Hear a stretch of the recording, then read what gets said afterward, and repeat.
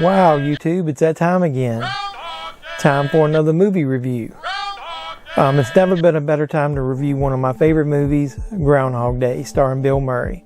Not only did we just experience the actual Groundhog Day holiday, that was on February 2nd, but I've read a lot of online comments this year about everybody feeling like they've experienced their own personal Groundhog Day because, you know, they've been trapped at home or in isolation because of the, the pandemic.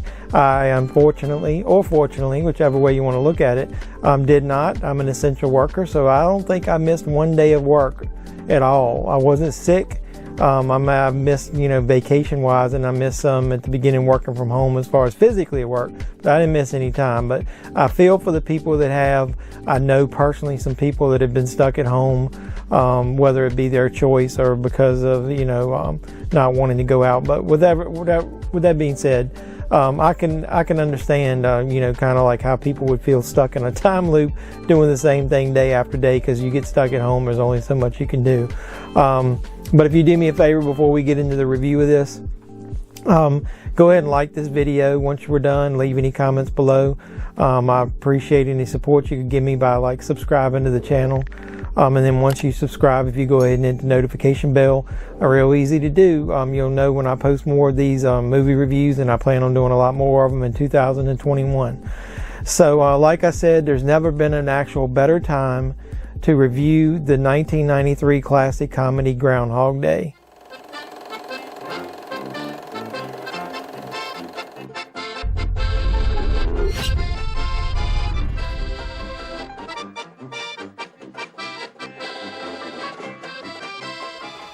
So YouTube, like I said, we're going to be talking about Groundhog Day. I just experienced watching it on the 4K Blu-ray that I got.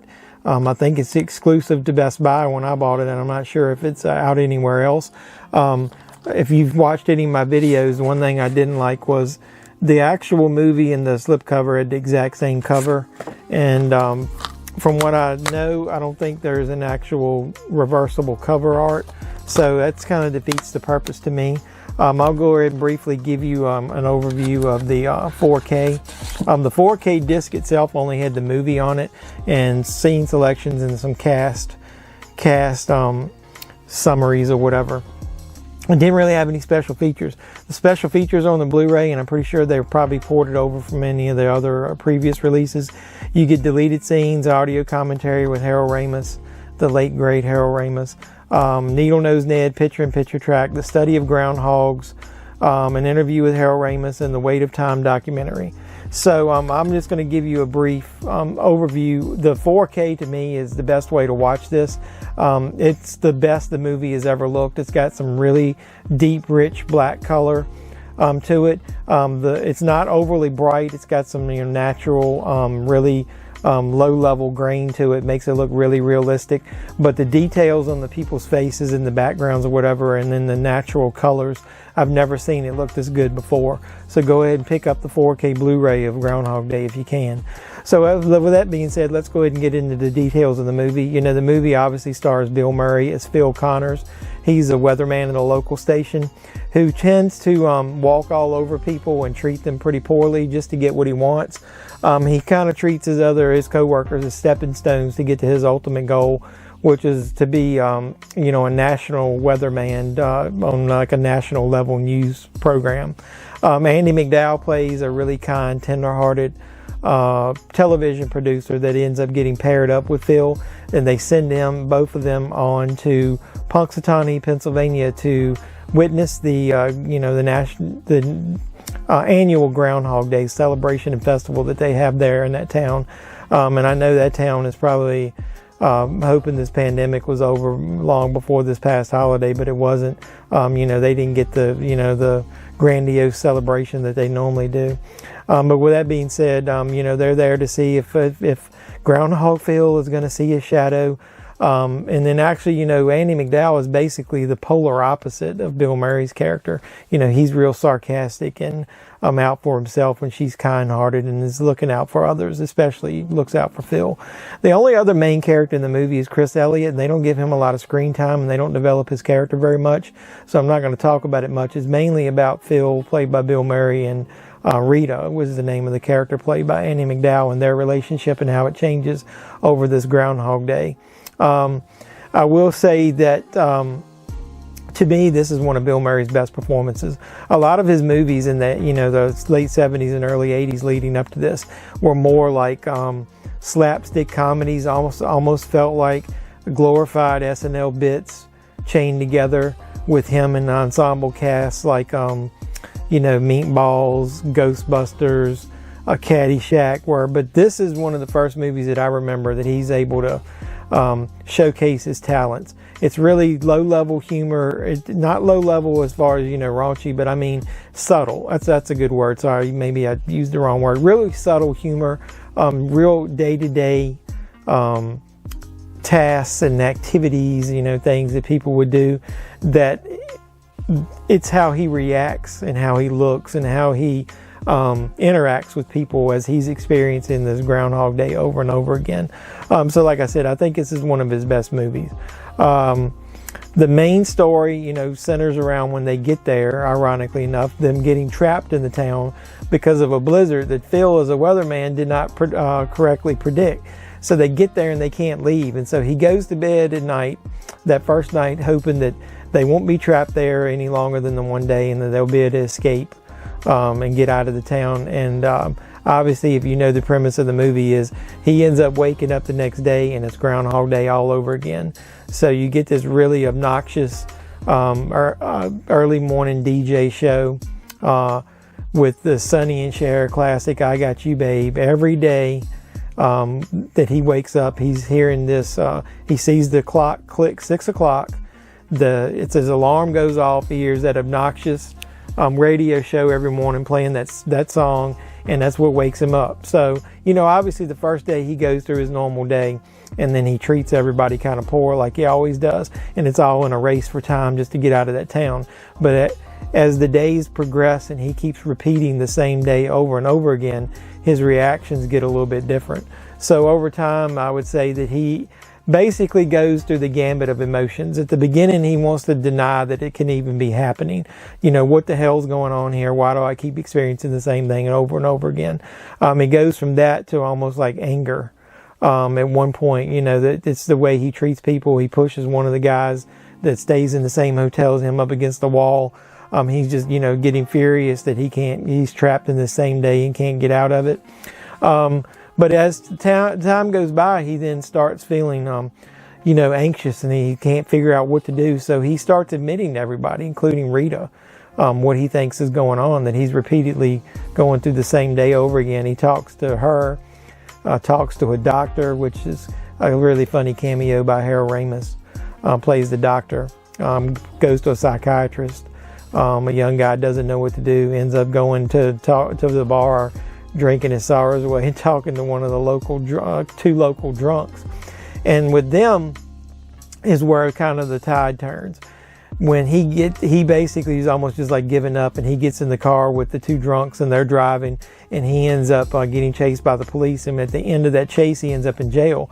And when he goes to sleep and wakes up, he wakes up in the hotel again, and he's got or the bed and breakfast, whatever you want to call it. And it's 6 a.m. again. The same obnoxious Sonny and Cher's on the radio, the same obnoxious, sounding morning DJs talking, and he realizes that there's no consequences for the actions that he's done the day before. So this is when some of the best moments of the movie and some of the things that I remembered, I hadn't seen this in a while. Some of the funnier bits come in about Phil trying to do things to just to see how far he can get away with things. So that's some of my my funniest moments, like this. Hey, Phil. Hey, Phil Connors, man. Groundhog Day. So yeah, then this is just like one of the best parts of the movie. It's when it's some of the funniest scenes as Phil tries to get away with things and see how far he can take it, and then some funny moments like this. 10, 9, 8, are 6, 5, quarters, 3, 2,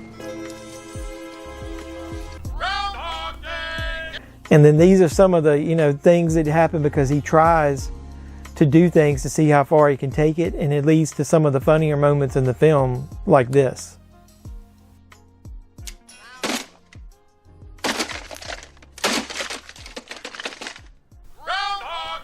And like I said, these are some of the... Wait a minute. Deja vu. You ever done that? Like when I'm talking to you guys out there and I started talking about the funny parts of the movie, I started having like a deja vu moment. So, well, let's just go ahead with the rest of the plot. Even in one part, he tries to kill the alarm clock because he's so agitated with it. So he's doing a lot of these things just to pass the time and make himself happy and entertain himself. Like there's one scene, that he meets a lady at the cafe, or the diner, whatever you want to call it. And he gets her personal information, and then over time he pretends like he knows her because he knows all these personal facts about her, and he actually takes advantage of her. And I'm wondering how people might react to that kind of thing this day, in our woke society, knowing that he was trying to take advantage of a woman just to have sex with her. But with that being said, Phil can't stop it, so he obviously gets depressed. He attempts to kill himself in one section of the movie over and over in clever ways, including, electrocuting himself, driving the truck after he kidnaps the groundhog over the cliff. He tries to jump off a building. He tries all these different crazy things. But in one part, he's even trying to, confessing to Rita, and he makes the statement, what would you do? What happens if there's no tomorrow? Because there wasn't one today.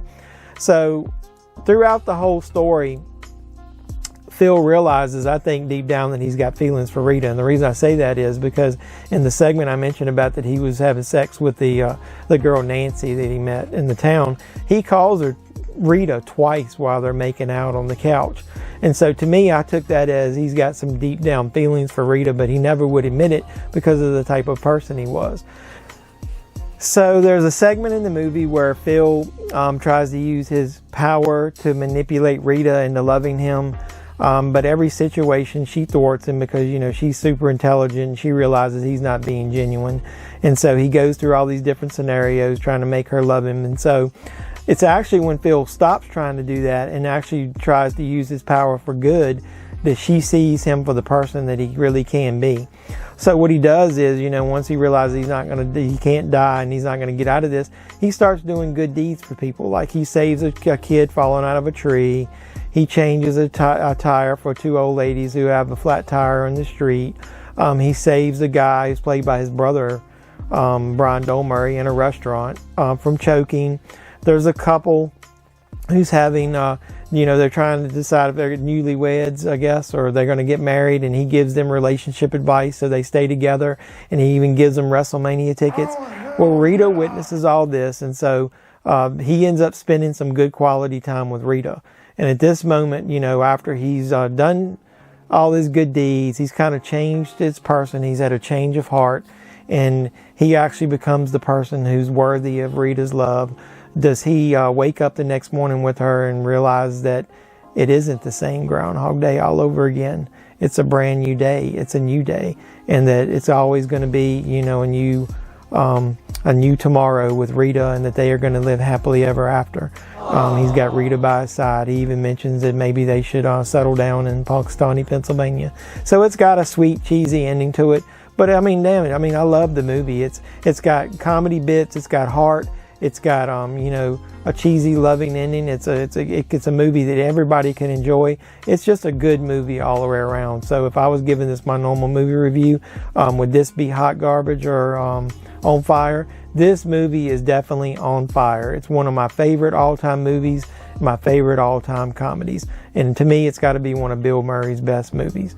I even read somewhere that the character of Phil in this movie could have been stuck in this scenario for over 10 years if he was really going to learn all of those things that he did, all the different skills like playing the piano and ice sculpting and, learning French poetry and all that stuff, that he would have been in there for 10 years. So let's just hope that it doesn't take us as a society 10 more years before we can turn a corner and start being good to each other, because that's not what's generally happening in the world today.